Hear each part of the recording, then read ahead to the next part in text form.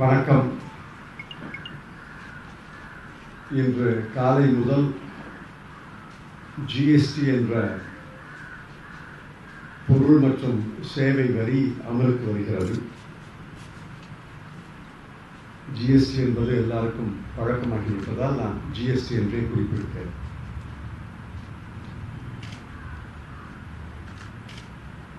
மதிப்பு கூட்டும் வரியை 2005-2006 ஆண்டிலே ஐக்கிய முற்போக்கு கூட்டணி அரசு அமல் செய்தது என்று உங்களுக்கு தெரியும். நாடு முழுவதும் அந்த வரிமுறை அமலுக்கு வந்து இன்று ஏறத்தாழ 12 ஆண்டுகள் ஆகிவிட்டன. அந்த வரிமுறை அமலுக்கு வந்து அதை வெற்றிகரமாக அமல்படுத்திய பிறகு அடுத்த கட்டமாக ஜிஎஸ்டி என்ற வரியை அறிமுகம் செய்ய வேண்டும் என்று ஐக்கிய முற்போக்கு கூட்டணி அரசின் சார்பிலே நான் 28 பிப்ரவரி 2006 நாடாளுமன்றத்திலே அறிவித்தேன்.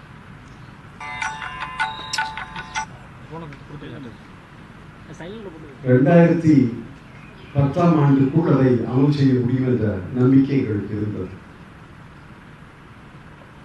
அதன் தொடர்ச்சியாக மாநில நிதியமைச்சர்கள் குழு அமைக்கப்பட்டது, நிபுணர்கள் குழு அமைக்கப்பட்டது. அந்த முயற்சியிலே நான் 2008 ஆண்டு வரை நான் ஈடுபட்டேன். என்னை தொடர்ந்து நிதியமைச்சராக பொறுப்பேற்ற திரு பிரணாப் முகர்ஜி அவர்களுடைய மேற்பார்வையிலே அந்த முயற்சி நடந்தது. மீண்டும் நான் 2012 நிதியமைச்சராக பொறுப்பேற்ற பிறகு அந்த முயற்சி தொடர்ந்தது. 2005 முதல் 2012 வரை ஜிஎஸ்டி வரிக்கான அனைத்து ஏற்பாடுகளும் ஏறத்தாழ முற்று பெற்றன. நிபுணர்கள் அறிக்கை, மாநில நிதியமைச்சர்கள் குழுவினுடைய அறிக்கை, ஜிஎஸ்டிஎன் என்ற அமைப்பு,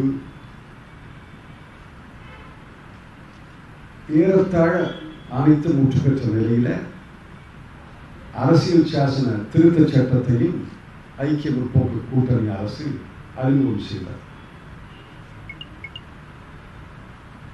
அந்த அவசர சட்ட, அந்த அரசியல் சட்ட திருத்தத்தையும் மேற்கொண்ட நடவடிக்கைகளையும் முட்டுக்கட்டை போட்டது பாரதிய ஜனதா கட்சி. குறிப்பாக பாரதிய ஜனதா கட்சியினுடைய குஜராத் அரசு, மத்திய பிரதேச அரசு, குஜராத் அரசினுடைய அன்றைய நிதியமைச்சர் திரு சௌரவ் பட்டேல், மத்திய பிரதேச அரசினுடைய அன்றைய நிதியமைச்சர் திரு ராகவ்ஜி இருவரும் கடுமையான முட்டுக்கட்டை போட்டார்கள். தமிழ்நாடு அரசும் முட்டுக்கட்டையிலே சேர்ந்து கொண்டது. ஆக பெருமுயற்சி எடுத்தோம். அந்த அரசியல் சட்ட திருத்த மசோதா நாடாளுமன்றத்திலே நிறைவேற்ற முடியவில்லை. மேற்கொண்டு ஜிஎஸ்டி வரியை அமலுக்கு கொண்டு வர முடியவில்லை. இதனிடையிலே 2014 ஆட்சி மாற்றம் ஏற்பட்டது. ஆட்சி மாற்றத்துக்கு பிறகு மீண்டும் அந்த அரசியல் சட்டத்தை திருத்த வேண்டும் என்றால் 2 அவைகளும் ஒப்புக்கொள்ள வேண்டும். காங்கிரஸ் கட்சியின் அணுகுமுறை என்ன என்பதை நீங்கள் பார்க்க வேண்டும். நாங்கள் பாரதிய ஜனதா கட்சியுடைய அணுகுமுறையை நாங்களும் கடைபிடித்திருந்தால் அரசியல் சட்ட திருத்தம் நிறைவேறியிருக்கார். மக்களவையிலே வேண்டுமானால் நிறைவேற்றி இருக்கலாம், ஆனால் மாநிலங்களவையிலே நிறைவேறியிருக்கார். அந்த அணுகுமுறையை காங்கிரஸ் கட்சி மேற்கொள்ளவில்லை. காரணம், ஜிஎஸ்டி நாட்டுக்கு நல்லது. உண்மையான ஜிஎஸ்டி நிபுணர்களுடைய அவர்கள் வடிவைத்து தந்த ஜிஎஸ்டி அமலுக்கு வர வேண்டும் என்று உளப்பூர்வமாக நாங்கள் அன்றும் நம்பினோம், இன்றும் நம்புகிறோம். நாடாளுமன்றத்திலே நாங்கள் ஒத்துழைப்பு தந்தோம். எங்கள் ஒத்துழைப்போடு ஏக மனதாக 2 அவைகளிலேயும் அரசியல் சாசன திருத்தச் சட்டம் நிறைவேற்றியது. அதற்கு பிறகு மாநிலங்கள் அந்த சட்டங்களை நிறைவேற்றின. இப்பொழுது ஜூலை 1 தேதி முதல் அந்த ஜிஎஸ்டி வரிமுறை அமலுக்கு வருகிறது. ஜிஎஸ்டி வரி முறையினுடைய முன்மொழிந்தது காங்கிரஸ் கட்சி, ஐக்கிய முற்போக்கு கூட்டணி அரசு. ஆகவே ஜிஎஸ்டிக்கு காங்கிரஸ் கட்சி விரோதி என்பதை போல சித்தரிப்பதை நான் வன்மையாக கண்டிக்கிறேன். ஜிஎஸ்டிக்கு முதல் விரோதி பாரதிய ஜனதா கட்சி. அவர்கள் ஆட்சிக்கு வந்த பிறகு தங்கள் நிலைமையை மாற்றிக்கொண்டார்கள் என்பது தனிக்கதை. ஆனால் அவர்கள் எதிர்கட்சியாக இருந்தபோது இதை மூர்க்கத்தனமாக எதிர்த்தார்கள் என்பதுதான் உண்மை.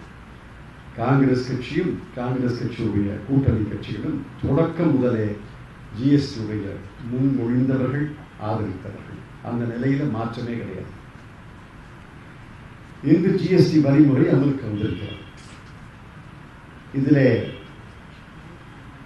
எங்களுக்குள்ள தயக்கங்களை நான் சொல்ல விரும்புகிறேன்.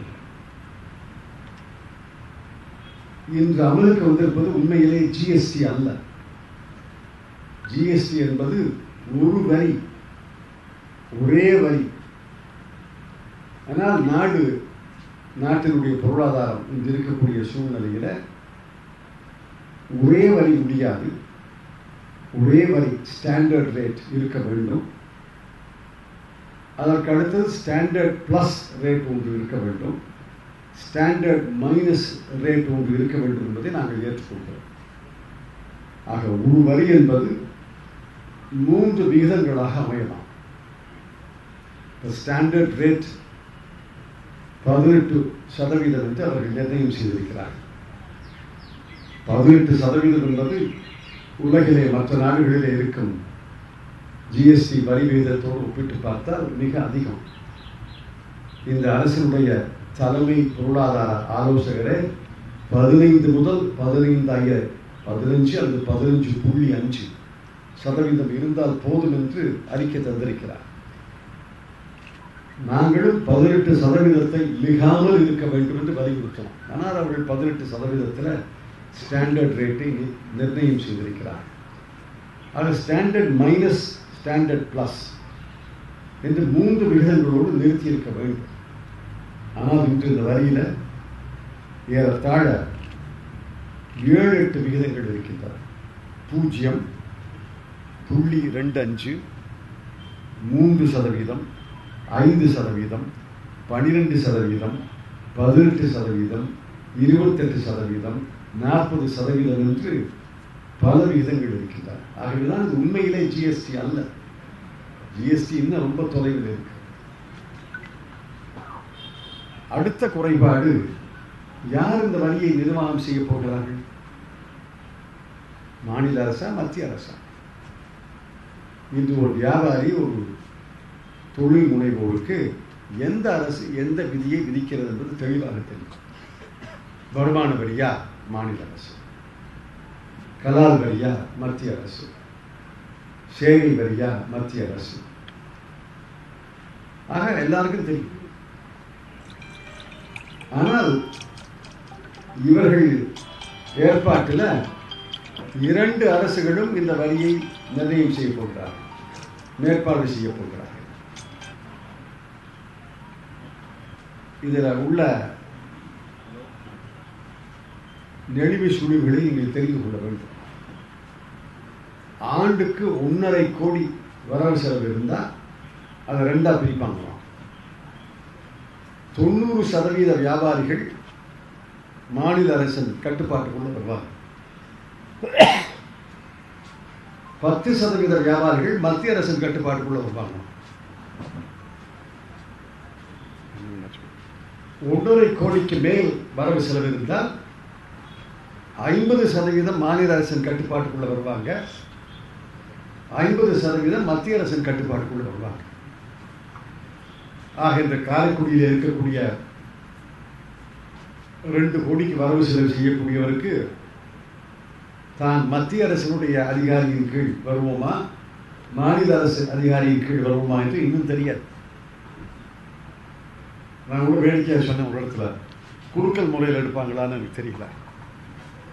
எப்படி எடுக்க போறாங்க தெரியும்.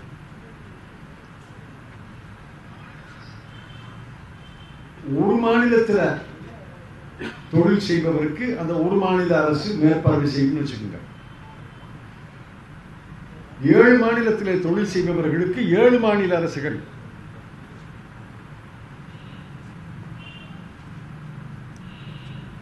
மாதத்துக்கு 3 ரிட்டர்ன் தாக்கல் செய்ய வேண்டும். ஆண்டுக்கு 36 ரிட்டர்ன். ஆண்டு ரிட்டர்ன் 37வது ரிட்டர்ன். இப்ப நான் மாநில அரசினுடைய கட்டுப்பாடுக்குள்ள வரேன்னு வச்சுக்கோங்க. நான் 7 மாநிலத்தில் எனக்கு தொழில் நடக்குது.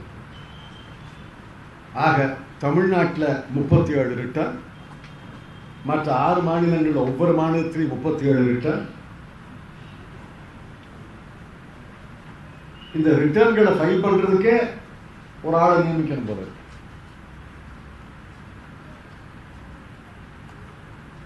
இது ஒரு மிகப்பெரிய குறைபாடு. எந்த அரசு எந்த வியாபாரிக்கு மேற்பார்வை அரசு என்பதை கூட இவர்கள் தீர்மானிக்க முடியாமல் சமரசம்ங்கிற பேர்ல, சமரசம் காம்ப்ரமைஸ்ங்கிற பேர்ல ஒரு விசித்திரமான ஏற்பாடை செய்திருக்கிறார்.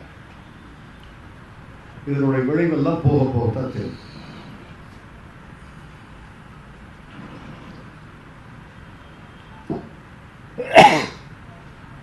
இன்னொரு முக்கியமான குறைபாடு, பல பொருட்கள் ஜிஎஸ்டிக்குள்ள வரல. பெட்ரோலியம் பொருட்கள் கிடையாது, மின்சாரம் கிடையாது,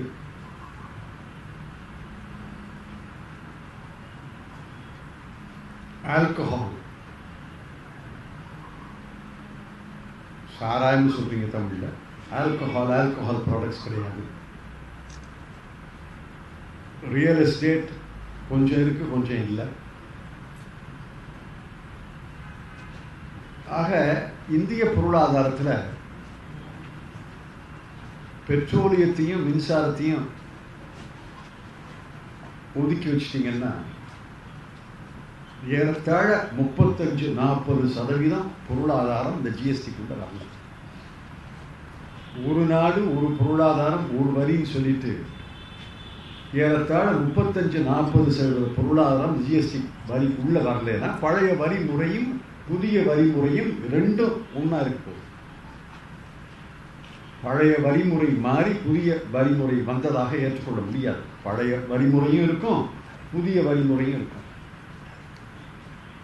பழைய மதிப்பு கூட்டு வரியும் இருக்கும், கலால் வரியும் இருக்கும், சேவை வரியும் இருக்கும், புதிய ஜிஎஸ்டி வரியும் இருக்கும்.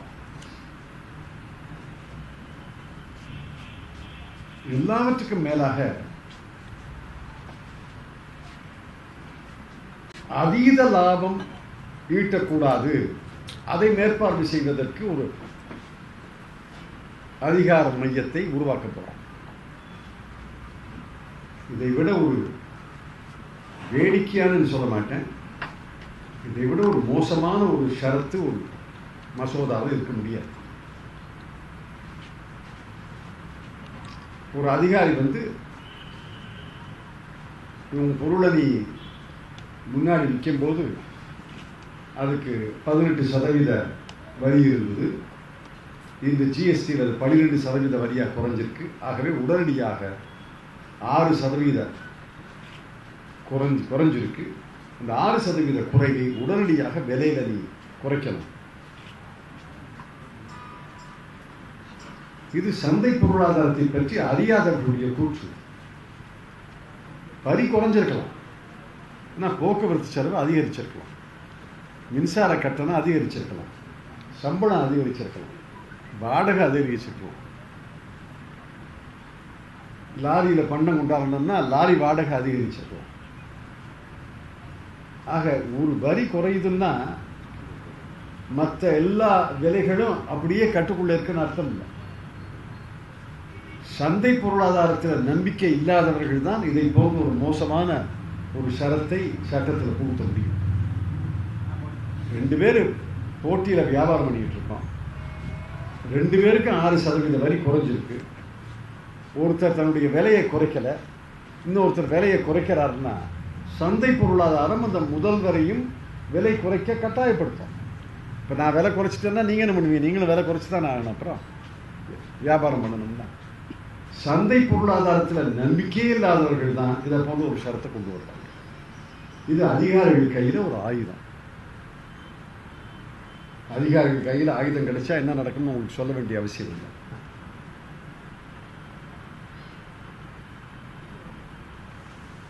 இரண்டு மூன்று நாடுகளில் இந்த ஷரத்து இருக்கிறது. அதனுடைய விளைவுகளை பார்த்து மற்ற நாடுகளை போன்ற ஷரத்தை கொண்டு வரணும். ஆனால் அவர்கள் கொண்டாந்திருக்காங்க. ஆக இந்த ஜிஎஸ்டி என்பது உண்மையான ஜிஎஸ்டி அல்ல. நிபுணர்கள் வடிவமைத்து தந்த ஜிஎஸ்டி அல்ல. எங்களுடைய லட்சிய ஜிஎஸ்டி அல்ல. பல குறைபாடுகளை கொண்ட ஒரு ஜிஎஸ்டி வரிமுறை. இதனுடைய விளைவுகளை போக தான் பார்க்கலாம். முதல் விளைவு கொஞ்சம் பணவீக்கம் ஏற்படும். அதை யாரும் மறுக்க முடியாது. கண்டிப்பாக பணவீக்கம் ஏற்படும். ஒரு ஆய்வாளருடைய ஆராய்ச்சியின்படி 80% பொருள்கள் சேவைகள் மீது நேற்று என்ன வரி இருந்துச்சோ அதை விட இன்னைக்கு கூடுதல். 80% of all goods and services bear a tax liability today higher than what it was yesterday. அப்படின்னு ஒரு ஆராய்ச்சி சொல்லுது. சரியா தப்பானெல்லாம் பார்க்கணும். ஆக பணவீக்கம் கண்டிப்பாக ஏற்படும். அந்த பணவீக்கத்தை மட்டுப்படுத்துவதற்கு அரசு என்ன செய்வது? சிறு குறு வியாபாரிகள், சிறு வியாபாரிகள், நடுநிலை, அதாவது மைக்ரோ, ஸ்மால், மீடியம் சொல்றோம். அவங்களுக்கு தான் பெரிய பாடு, பெரிய சுமை. அவங்க என்ன தயார் இல்லை. ஒவ்வொரு மாநிலத்திலையும் பல லட்சம் வியாபாரிகள் இருக்காங்க. அவர்கள் தயாராகலை. எங்களுக்கு இன்னும் அவகாசம் கொடுக்கணும்னு கேட்குறாங்க. அந்த அவகாசத்தை இந்த அரசு பிடிவாதமாக மறுக்கிறது.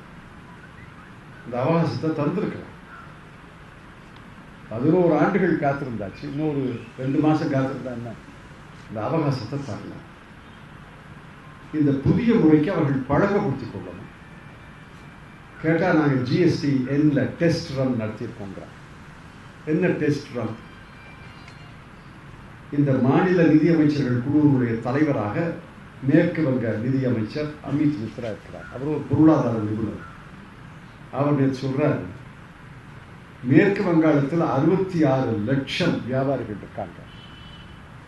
தமிழ்நாட்டிலும் ஏறத்தாழ 50 லட்சம் 60 லட்சம் இருக்காங்க. எல்லாரும் வரி கட்டணும். இதுல டெஸ்ட் ரன்ங்கிற பேர்ல, சோதனைங்கிற பேர்ல வெறும் 200 வியாபாரிகளை கொண்டு சோதித்திருக்காங்க.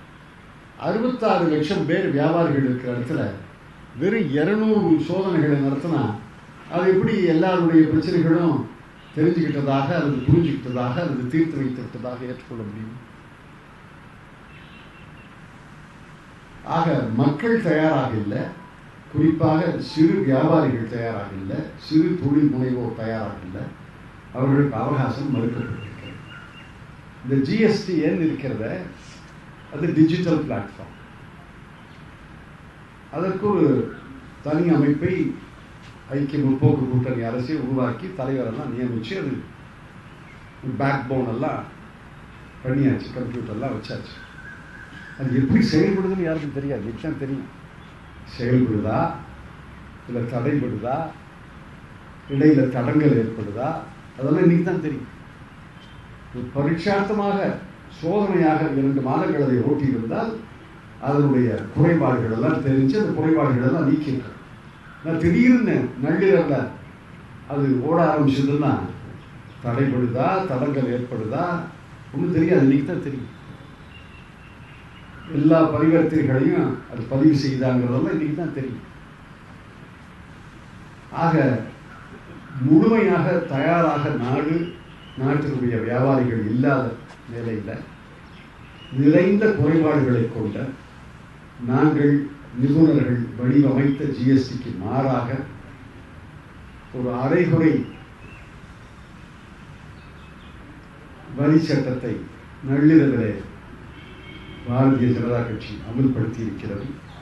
நாங்கள் ஜிஎஸ்டியை வரவேற்கிறோம். ஆனால் அந்த அமல்படுத்திய முறையை நாங்கள் வரவேற்கவில்லை. இன்னைக்கு நாடு முழுவதும் பாருங்க கொந்தளி. ஜவுளி தொழில் வேலையில் தான் தொடங்கியிருக்காங்க.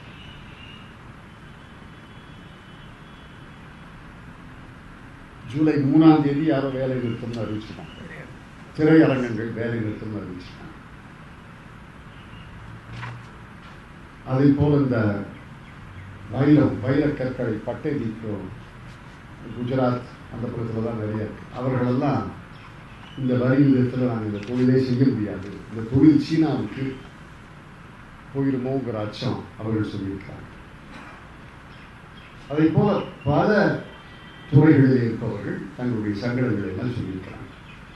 திடீரென்று நேற்று அவர்களுக்கு ஞானோதயம் ஏற்பட்டு உரங்கள் மீது இருந்த வரியை 12% 5% குறைச்சிருக்காங்க. இது 6 மாசமா சொல்லிட்டு இருக்கோம். திடீரென்று நேற்று நள்ளிரவுக்கு முன்னாடி ஞானோதயம். இன்னும் பல வரிகளை மாற்றி அமைக்க வேண்டியிருக்கும். இந்த கிட்கேட்னு ஒரு பொருள் இருக்கு. அது சாக்லேட்டா பிஸ்கெட்டான்னு தீர்மானிக்கலாம். சாக்லேட்டா இருந்தா ஒரு வரி, பிஸ்கெட்டா இருந்தா இன்னொரு வரி. அதான் வீரப்ப கோயில் கேட்டார், கிட்கேட் சாக்லேட்டா பிஸ்கெட்டா? சாக்லேட்டுக்கு ஒரு வரி, பிஸ்கெட்டுக்கு ஒரு வரி.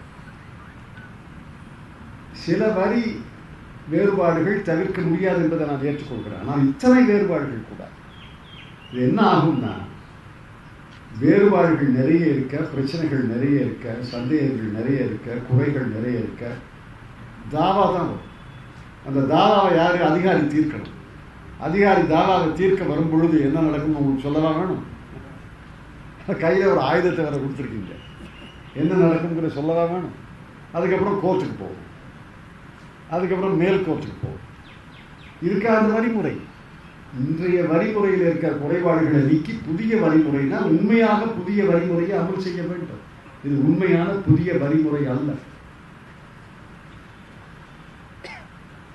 ஜிஎஸ்டி வரியை முன்மொழிந்தவன் என்ற முறையில், முன்மொழிந்த கட்சியினுடைய பிரதிநிதி என்ற முறையில் நாங்கள் ஜிஎஸ்டியை, உண்மையான ஜிஎஸ்டியை, குறைபாடுகள் இல்லாத ஜிஎஸ்டியை அமல் செய்ய வேண்டும் என்று விரும்பினோம், விரும்புகிறோம். அத்தகைய ஜிஎஸ்டி இன்று அமலுக்கு வரவில்லை என்பதை மட்டும் வருத்தத்தோடு தெரிவித்து இந்த முன்னுரையை நான் முடித்துக் கொள்கிறேன். ஜிஎஸ்டியை பொறுத்தவரைக்கு உங்கள் கேள்விகள் இருந்தால் நான் பதில் சொல்ல தயாராக. இவ்வளவு குறைபாடுகள் உள்ள ஜிஎஸ்டிக்கு காங்கிரஸ் ஆதரவு தரோம். நாங்கள் ஜிஎஸ்டிக்கு தான் ஆதரவு தரோம். இந்த ஜிஎஸ்டிக்காக அது முழுமையாக அறியாமல் எப்படி அந்த ஆதரவை நீங்கள் கொடுத்தீங்க? நாங்கள் வடிவமைத்த ஜிஎஸ்டி வேறு, நிபுணர்கள் வடிவமைத்த ஜிஎஸ்டி வேறு. அந்த ஜிஎஸ்டியை அமல் செய்திருக்க வேண்டும். அதை அமல் செய்யும் பொழுது, அதை இவர்கள் வடிவமைத்த போது நான் சொன்னேன், ஒரு போலியான சமரசம், ஃபோர்ஸ்ட் காம்ப்ரமைஸ்ல இதெல்லாம் நடந்திருக்கு. மாநில அரசுகள் மிரட்டப்பட்டதா ஒரு தகவல் இருக்கு. ஜிஎஸ்டி பூர்த்தியே ஆகணும் அப்படிங்கிற ஒரு சில மாநில அரசுகளை மிரட்டப்பட்டதா ஒரு தகவல் இருக்கு. சில மாநிலத்தில் புகுத்தி இருக்காங்க, அவங்க விரும்பி ஏத்துக்கல. உதாரணத்துக்கு தமிழ்நாட்டிலே புகுத்துனது தான் அப்படிங்கிற மாதிரி ஒரு. மிரண்டவர்கள் தானே சொல்லணும். நாங்கள் மிரட்டப்பட்டோம்னு கேளுங்க. நீங்க மிரட்டப்பட்டீர்களா? நீங்க மிரண்டீர்களா? ஐமு கூட்டணியில எதிர்த்தவங்க இப்ப ஏத்துக்கிறதுக்கு காரணம் என்ன? அவர்கள் ஐமு கூட்டணி இருக்கும் போது ஜிஎஸ்டி என்ற கொள்கையை எதிர்த்ததற்கு காரணம் அரசியல். குஜராத் அரசு, மத்திய பிரதேச அரசு எதிர்த்ததற்கு ஒரே காரணம் அரசியல். திரு சௌரப் பட்டேல் அவர்களும் திரு ராகுல்ஜி அவர்களும் என்னோடு பலமுறை பேசியிருக்கிறார்கள். அவங்க தெளிவாக சொல்லிட்டாங்க, எங்களுக்கு உத்தரவு கிடையாது மேலே. பின்னாடி விளைவுகள் வரும்னு சொல்லியிருக்கீங்க, அது என்ன மாதிரியான விளைவுகள் வரும்? தான் பணவீக்கம் ஒரு விளைவு, தாவாக்கள் ஒரு விளைவு. அடித்தட்டு மக்களுக்கு என்ன பாதிப்பு வரும்னு நினைக்கிறீங்க? அடித்தட்டு மக்கள் என்ன பண்ண போறாங்க?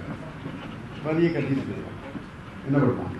நீங்கள் ஒரு பொருளை வாங்குறீங்க, பிஸ்கெட் பாக்கெட் வாங்குறீங்க குழந்தைக்கு, அல்லது ஒரு ஜோடி செருப்பு வாங்குறீங்க, இருக்கிற வரியை கட்டிட்டு போயிடுவீங்க. நேற்றைய வரியை விட இன்றைய வரி கூடம்னா கடைக்காரங்க திட்டிட்டு கட்டிட்டு போயிடுவீங்க. கடைக்காரர் அடித்தட்டு தமிழக அரசு ஒரு நிர்பந்தத்துக்காக ஏத்துக்கிட்டாங்க, லாபத்துக்காக ஏத்துக்கிட்டாங்க.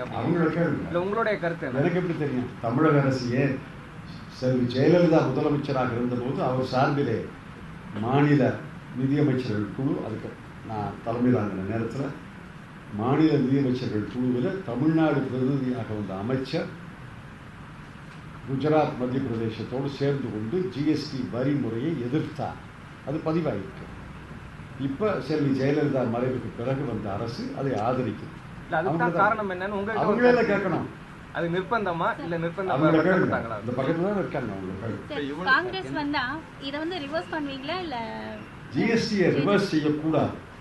அந்த நோக்கம் யாருக்கு இருக்கக்கூடாது. இதனுடைய பிழைகளை திருத்தம், குறைகளை நீக்கம், உண்மையான ஜிஎஸ்டி அமலுக்கு கொண்டு பாதிப்பா இல்ல ஜிஎஸ்டினால வந்து பாசிட்டிவா நெகட்டிவா சார் மக்களுக்கு? பாசிட்டிவா நெகட்டிவா என்பது போக போக தான் தெரியும். ஜிஎஸ்டி என்ற வரி முறை நாட்டுக்கு நல்லது. இந்த ஜிஎஸ்டி பொருளாதாரத்துக்கு நல்லதா இல்லையா என்பதை போக போக தான் தெரியும். இத்தனை எதிர்கட்சிகள் இருந்தும் ஒரு மக்களுக்கு ஒரு பாதிக்கக்கூடிய ஒரு வரி விதிப்பை வந்து மத்திய அரசு நிறுத்தினாங்க. அது இவ்வளவு எதிர்கட்சிகள் வந்து வேடிக்கை பார்த்து கொடுக்குற காரணம் எதிர்கட்சிகள் வேடிக்கை பார்க்கலாம். நாடாளுமன்றத்தில் பாரதிய ஜனதா கட்சிக்கு அறுதி பெரும்பான்மை இருக்கிறது. அவர்கள் கூட்டணி கட்சிகளோடு சேர்ந்தால் 3/2 பெரும்பான்மை இருக்கிறது. நாடாளுமன்ற மக்களவை மாநிலங்களவையில் நாங்கள் எதிர்த்து அரசியல் சாசன சட்ட திருத்தத்தில் சில மாறுதல்களை செய்ய வற்புறுத்தினோம். அதற்கு பிறகு உறுதிமொழிகளை தந்தாங்க. முதல்ல அவங்க சொன்னது ஸ்டாண்டர்ட் ரேட்டு 24%. ஒரு நாள் ஏற்றுக்கொள்ள முடியாது. நான் நாடாளுமன்றத்தில் பேசியதை முடியாது.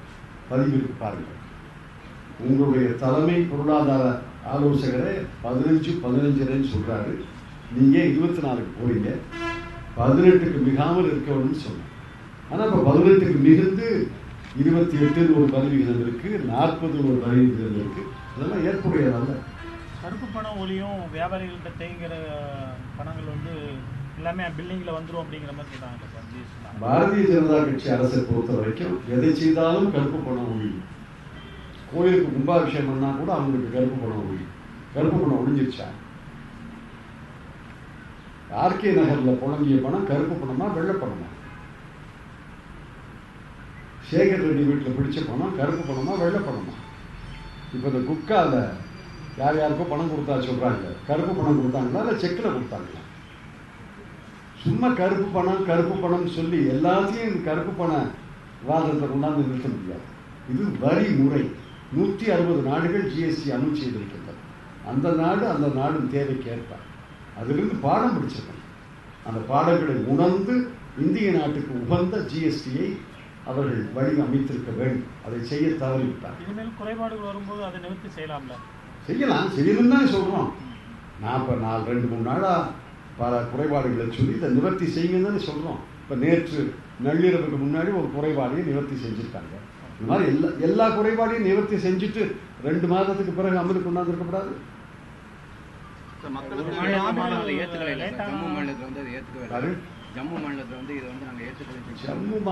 ஜம்மு காஷ்மீர் அரசியல் சாசனத்தில் 370வது பிரிவின்படி நாடாளுமன்றம் நிறைவேற்றும் சட்டங்களை ஏற்றுக்கொள்வதும் ஏற்றுக்கொள்ளாததும் அந்த மாநில சட்டசபைக்கு உரியது. அதனால் அது எப்பவுமே தனிதான். முதல் ஆண்டுல கூடாது, போக போக கூடணும். ஏன்னா இது பல வரிகளை ஒழித்து ஒரு வரி, ஒரு முகமான வரி, மோர் எஃபிஷியன்ட் டாக்ஸ். இதனால மாநில அரசுடைய வருமானத்தை அவங்க தடை பண்ற மாதிரி தான் சார். அது மாநில அரசுடைய வருமானம்லாம் தடையாகாது. வேட் 2005-6 நான் அமல் செய்த போது மாநில அரசுகள் எங்களுக்கு வருமானம் குறைஞ்சிருந்தாங்க. குறையாதுன்னு சொன்னாங்க. பல பேர் நம்பலை, ஏற்றுக்கலை. குறையும் குறையாது ஐயா, குறைஞ்சா நாங்கள் ஈடு செய்யறோம்னு சொன்னோம். 3 ஆண்டுகளுக்கு ஈடு செஞ்சோம். இப்போ யாரும் வருமானம் குறைஞ்சதா சொல்றது இல்லையா? அதனால ஜிஎஸ்டி, உண்மையான ஜிஎஸ்டி ஒழுங்காக அமல் செய்தால் மாநில அரசுடைய வருமானம் குறையாது. தலைமை பொருளாதார நிபுணர் அரவிந்த் சுப்பிரமணியம் அதுதான் சொல்றார். குறையாது, குறைய வேண்டிய அவசியம் இல்லை. ஆப்போசிட் யூனிட்டிக்கு இது ஹியூஜ் ப்ளோவா இல்லையா சார்? இது என்ன ஹியூஜ் ப்ளோ? மக்களுக்கு இது ஹியூஜ் ப்ளோ. எதிர்கட்சி எதிர்க்கத்தான் முடியும், குறைபாடுகளை சுட்டி காட்டத்தான் முடியும். அதை மீறி ஒரு அரசு தன்னுடைய பெரும்பான்மை பலத்தை வைத்து அமலுக்கு கொண்டு வருதுன்னா அதனுடைய நல்லது கெட்டதுகளுக்கு அந்த அரசு தான் பொறுப்பேற்கிறது. இதுக்கு வந்து இதில் வந்து அதாவது மக்களுக்கு விரோதமான இந்த அதாவது முழுமையான இல்லாமல் ஒரு 50% வந்து மக்களுக்கு குறைபாடு உள்ள மசோதாவாக இருக்குது. இந்த வரி விதிப்பை எதிர்த்து வந்து கோர்ட்டுக்கு எதுவும் போக முடியாதா? அது தெரியாது, யார் கோர்ட்டுக்கு போறா யார் கோர்ட்டுக்கு போகலன்னு தெரியாது. எதிர்கட்சிகளே போகலாமே, அது அவங்களுடைய கட்சி போக முடியாது, பாதிக்கப்பட்ட வியாபாரி தான் போக முடியும். யார் போறா யார் போறாங்க அதுக்கான வழிமுறைகளும் இல்லை. இப்போ வியாபாரிகள் இந்த மாதிரி கோர்ட்டில் போட்டு இதை வந்து இது பண்ணலாம் அப்படின்ற ஒரு சட்ட ஆலோசகரை கேட்க வேண்டிய கேள்வி என்ன கேட்கறீங்க? நீங்களும் ஒரு சட்ட நான் இலவச ஆலோசனை நீங்க மிகப்பெரிய இல்ல இது வந்து வியாபாரிகள் என்ன செய்யறது தெரியாம போராடுறாங்க. இப்ப வந்து போராட்டம் அறிவிச்சு வழி அதை வந்து மாற்றதுக்கான வழி என்னன்னு அவங்களுக்கு தெரியாம தான் போராட்டத்தில் இல்ல இப்பவே போராட்டத்தை தான் ஆரம்பிக்கும். அப்புறம் யாராவது கோர்ட்டுக்கு போவாங்க, போகலாமா? அதுக்கான வழிவகைகள் தெரியாது. இது சட்ட வல்லுநர்கள் நீங்க ஆதரிப்பீங்களா சார் அப்படி போனா? தெரியாது எந்த ஷரத்து என்ன குறைபாடு என்ன குறைபாடுகளை காமிக்கிற சுட்டி காட்டுறீங்க. நீங்க தான் இது வந்து கொள்கை குறைபாடுகள், கொள்கை குறைபாடுகள், சட்ட குறைபாடுகள் அல்ல, கொள்கை குறைபாடுகள். அது கொள்கை குறைபாடுகள் வந்து மக்களுக்கு எதிராக இருக்கும் பொழுது அது வந்து கோர்ட்ல போய் அதை நிவாரணம் செய்யலாம் சார். உங்களுக்கு கொள்கையும் சரியா தெரியல, சட்டமும் சரியா தெரியலன்னு நினைக்கிறேன். கொள்கை குறைபாடு, பாலிசி மிஸ்டேக்ஸ், லீகல் மிஸ்டேக் இருக்கா இல்லையாங்கிறது சட்ட வல்லுநர்கள் பார்ப்பாங்க. இப்போ 7 மாநிலங்களை வந்து ஜிஎஸ்டி பண்ணால் 90% அந்த மாநிலங்களுக்கு 10% மத்திய அரசுன்னு சொல்லியிருக்கீங்க. இப்போ 7 மாநிலத்தில் ஒரு தொழில் பண்ணுறாங்கன்னா ஒவ்வொரு மாநிலத்தோட கட்டுப்பாட்டுக்கும் அவர் வரணுங்கிறாங்க. அப்படிதான் எனக்கு புரியுது. அது எப்படி புரியல? 7 மாநிலத்தில் தொழில் செய்கிறோம்னு வைங்க, உங்களுக்கு 1.5 கோடி வரவு செலவு, ஒவ்வொரு மாநிலத்திலையும் 1.5 கோடிக்கு மிகாத வரவு செலவு, அல்லது 1.5 கோடிக்கு மேல இருந்து 7 மாநிலத்தை செஞ்சாலும் சரிதான். மாநில அரசுடைய கட்டுப்பாட்டுக்குள்ள உங்களுடைய நிறுவனம் வந்துருச்சுன்னு வைங்க, அப்ப 7 மாநில அரசுடைய கட்டுப்பாட்டுக்குள்ள வரீங்கல்ல, அதான் அங்கதான் இந்த தவறு நடக்குது. ஜிஎஸ்டி ஒரு வரி, ஒருவருடைய கட்டுப்பாட்டுக்குள்ள வரணும். இவர்கள் அப்படி பண்ணலையே. 7 மாநிலத்தில் நீங்க பதிவு செய்யணும். ரெஜிஸ்ட்ரேஷனே 7 மாநிலத்தில் வாங்கணும் கிடையாது, 7 மாநிலத்தில் பதிவு செய்யணும். நீங்க 7 மாநிலத்துக்கு நீங்க ரிட்டர்ன் ஃபைல் பண்ணணும். 7 மாநில அரசும் உங்களுக்கு மேற்பார்வை செய்யணும். அதெல்லாம் கேள்வி கேட்டுக்கிட்டே இருக்கோம், இன்னும் யாரும் அதுக்கு பதில் சொல்லலை. நான் இப்போ 2-3 நாளா எல்லா தொலைக்காட்சியிலையும் இந்த சொல்றேன், 37 ரிட்டர்ன், 7 மாநிலம் அந்த 7 × 37, இதுக்கு யாரும் பதில் சொல்லலையே. சொல்லணும், ஒருவேளை நான் சொல்றது தவறா இருக்கலாம், ஆனா நான் சொல்றது தவறு அப்படின்னு சுட்டி காட்டணும்ல யாராவது. இதனால தொழில்துறை தொடங்குறது கட்டாயம் வந்து பாதிக்கப்படுவாங்க. தெரியாது, அதெல்லாம் போக போக தான் தெரியும். இப்போ யாரும் தொழில் தொடங்குறதா எனக்கு தெரியல இன்னைக்கு. அதனால புதுசா இதனால யாரும் தொழில் தொடங்குறா, புதுசா யாரும் தொழில் தொடங்குறதா தெரியல, புதுசா யாரும் வேலை வாய்ப்பை உருவாக்கி தந்ததா எனக்கு தெரியல. அரசுடைய புள்ளிவிவரமே சொல்லுது வேலை வாய்ப்பு உருவாகவில்லைன்னு சொல்லுது, தொழிலில் முதலீடு குறைஞ்சிக்கிட்டே வருதுன்னு சொல்லுது. மொத்த ஜிடிபியில 34-35% முதலீடு என்பது 29% குறைஞ்சிருக்கிறது அரசுடைய புள்ளிவிவரமே சொல்லுது. ஆக ஏற்கனவே தொழில் முதலீடு குறைந்திருக்கிறது, ஏற்கனவே வேலை வாய்ப்புகள் குறைந்திருக்கின்றன. இதன் காரணமாக வேலை வாய்ப்பு கூடுமா கூடாதானா போக போக தான் தெரியும். மத்திய அமைச்சர் பொன் ராதாகிருஷ்ணன் வந்து பேட்டி வந்தது, ஜிஎஸ்டி உள்ள குறைபாடுலாம் ஜிஎஸ்டி கொண்டாந்ததே வந்து காங்கிரஸ் தான், நாங்கள் அதை அப்படியே தான் தடவி கொண்டாந்து சொல்றாங்க. சற்றே விலகி நின்றும் உள்ளாங்க. நீங்க ஒதுங்கிங்க, நாங்கள் வந்து எப்படி இதை ஒழுங்கான ஜிஎஸ்டி கொண்டாதுன்னு சொல்றோம். உங்களால முடியாட்டி ஐயானால முடியாது, நீங்க வந்து கொஞ்சம் அதை அமல்படுத்துங்கன்னு சொல்லுங்க. மத்திய அரசு வந்து ஏற்கனவே காங்கிரஸ் ஆட்சியில் வந்து கொண்டாந்த ஆதார் எண் திட்டம், மானிய விலையில் பேங்க் நேரடியாக செலுத்துறது, இப்போ இந்த ஜிஎஸ்டி எல்லாமே வந்து ஏற்கனவே காங்கிரஸ். ஜிஎஸ்டி என்பது எங்களுடைய கொள்கை, ஆனால் இந்த ஜிஎஸ்டி வரி முறை என்பது இவர்கள் குலைத்த கொள்கை, சிதைத்த கொள்கை. சார் ரொம்ப நன்றி, வணக்கம்.